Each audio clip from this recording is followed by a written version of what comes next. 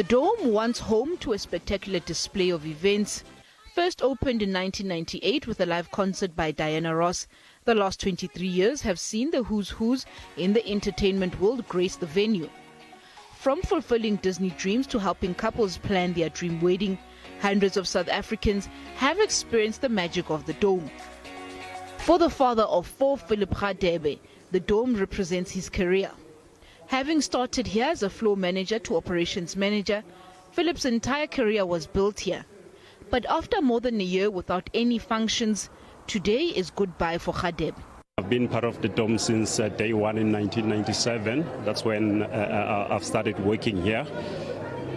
So yes, today we on this position, which is very, very difficult to accept, because my whole life has been at a Dome.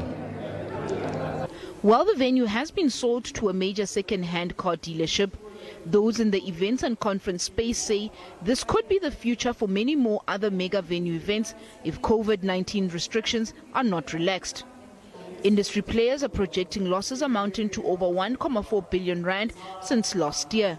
When we went into lockdown in March last year, in the first, or let's say the second quarter of last year, we had already lost 784 million rand, where events were not allowed to take place.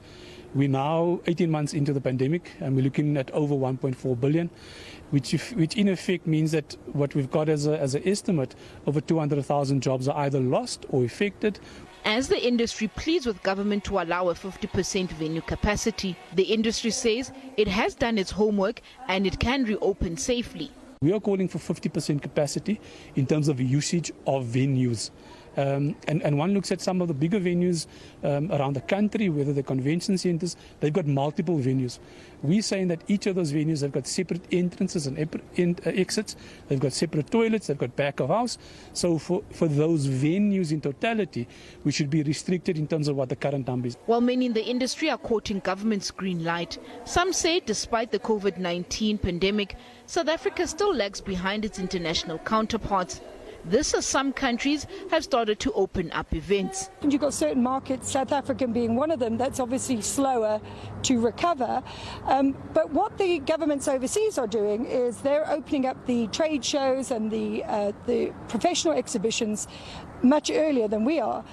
We have a ban on public gatherings, which is we don't really agree with, because at the end of the day you can go to a shopping mall. Our business events are much more organized, much more structured. We can open them safely. As the industry continues to fight for its life, many breadwinners like Philip Radebe face an unknown future as they join the unemployment statistics. Mahlako Komane, SABC News, Johannesburg.